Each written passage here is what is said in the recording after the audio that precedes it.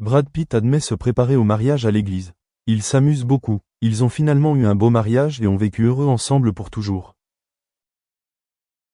À 60 ans, Brad Pitt, l'homme qui était autrefois une icône de la beauté hollywoodienne, entre enfin dans un tout nouveau chapitre de sa vie.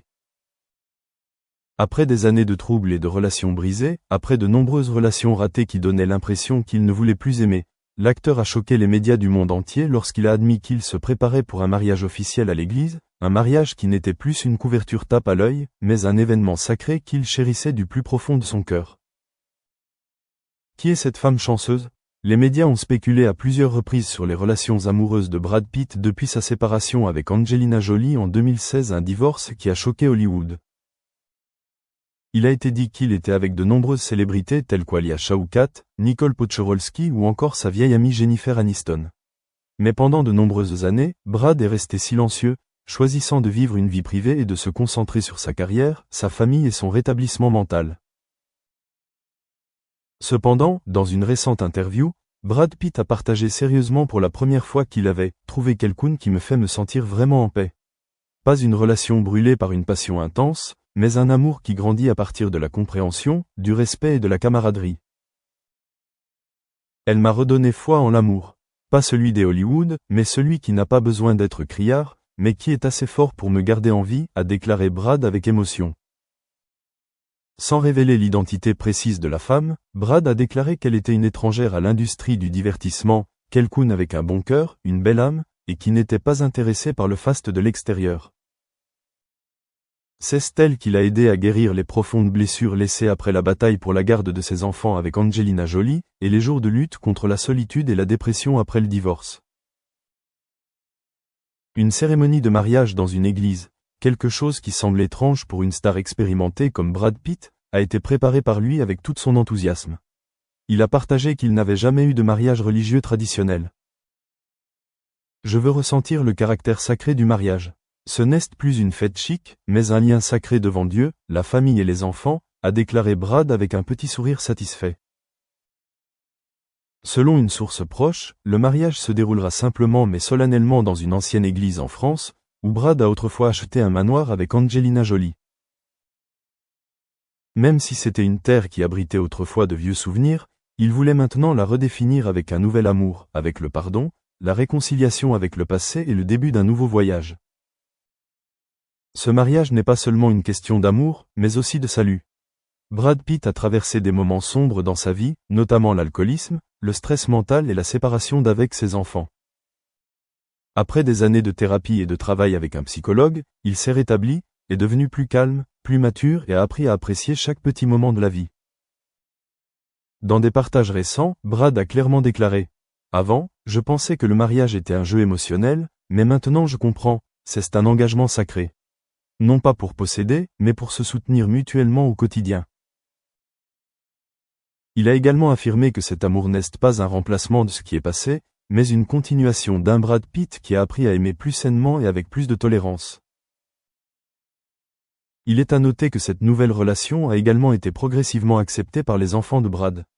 Malgré le fait qu'il soit impliqué dans une bataille juridique avec Angelina, Brad a toujours essayé de maintenir le contact avec ses enfants. Il insiste sur le fait qu'il ne force pas ses enfants à aimer sa nouvelle partenaire, mais qu'il veut simplement qu'ils voient leur père heureux, afin qu'ils puissent apprendre à aimer et à guérir eux aussi. Et il semble que ce souhait soit devenu réalité. Une source proche de la famille a révélé que les enfants aînés de Brad ont commencé à parler et même à apparaître au repas avec cette femme spéciale. Cela signifie beaucoup pour Brad, car, voir les gens que vous aimez ensemble, c'est ça un vrai mariage. Brad Pitt n'est plus un acteur imprudent aux relations éphémères, mais aujourd'hui un homme mature qui sait apprécier l'amour et désire la stabilité et la tranquillité d'esprit. J'avais tout, l'argent, la gloire, mais je n'avais pas la paix. Maintenant, je n'ai pas besoin du monde entier, j'ai juste besoin d'une personne, et j'en ai trouvé une. Et avec le mariage à l'église soigneusement préparé, les fans sentent clairement que Brad Pitt ne fuit plus le passé. Il avance, avec un amour qui n'est plus dominé par l'obscurité de la douleur, mais un amour qui aide les gens à grandir et à devenir plus heureux. Je sais enfin ce qu'est un beau mariage. Il n'a pas besoin d'être extravagant, juste sincère. Et je crois que cette fois, je tiendrai la main de cette personne pour le restant de mes jours. because we are living in a data-driven world, and right now also, if you're attending this session, so many security issues are involved. I was asked to write my email ID at so many places to log into this particular session. So it is very, very important. Also, we look at the historicity. So when I say historicity, people get confused that it is not history, but it's important to learn how a particular concept has been evolved. I give you a very simple example. I always tell students, like, if you're working as an economist, and the other day, in fact, one business person was just sharing with me that, ma'am, I was just trying to overcome the losses which occurred due to demonetization a few years back. And now, because of this lockdown, that has been multiplied. And now I'm thinking what to do future. So if we just look at this one personal experience, history means what is the learning from the past and how you are going to base your future strategy on the basis of that learning. So, students need these skills, not only job skills, but life skills also.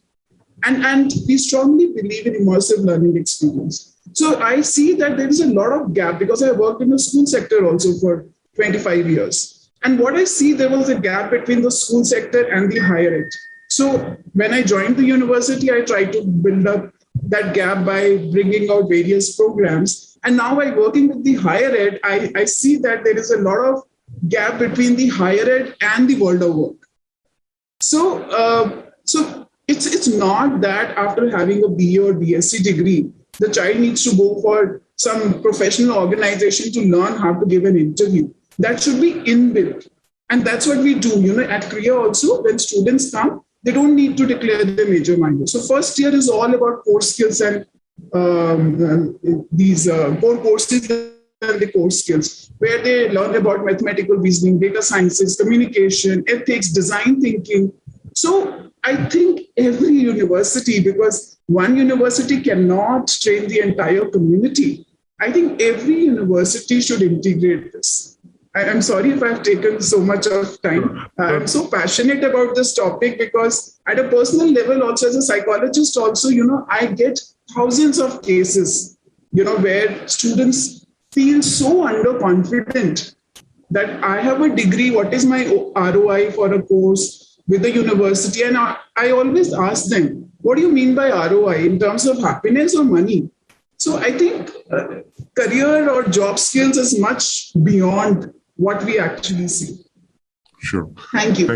Thank you, Professor. Wonderful perspective. I'm going to use this word interwoven learning in some of my other talks. So thank you for that. Thank you for that. Maybe there was a comment from Professor Kalyani Samanshre on how they are doing it, and professor spoke about how they are leveraging